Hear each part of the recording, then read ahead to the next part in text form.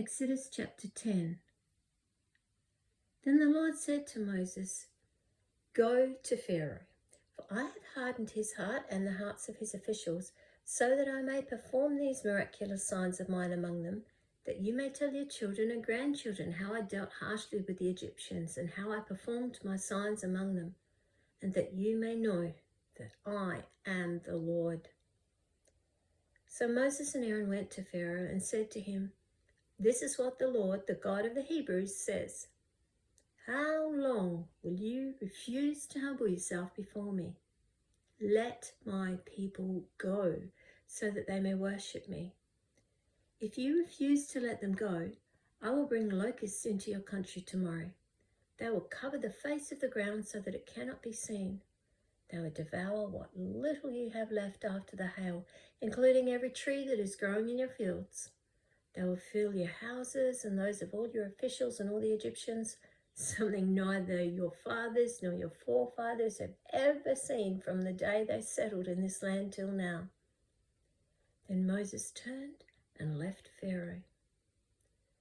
Pharaoh's officials said to him, "How long will this man be a snare to us? Let the people go so that they may worship the Lord their God. Do you not yet realize that Egypt is ruined?" Then Moses and Aaron were brought back to Pharaoh. "Go worship the Lord your God," he said, "but just who will be going?" Moses answered, "We will go with our young and old, with our sons and daughters, and with our flocks and herds, because we are to celebrate a festival to the Lord." Pharaoh said, "The Lord be with you if I let you go along with your women and children. Clearly you are bent on evil. No, have only the men go and worship the Lord, since that's what you've been asking for." Then Moses and Aaron were driven out of Pharaoh's presence. And the Lord said to Moses, "Stretch out your hand over Egypt so that locusts will swarm over the land and devour everything growing in the fields, everything left by the hail." So Moses stretched out his staff over Egypt, and the Lord made an east wind blow across the land all that day and all that night. By morning, the wind had brought the locusts. They invaded all Egypt and settled down in every area of the country in great numbers.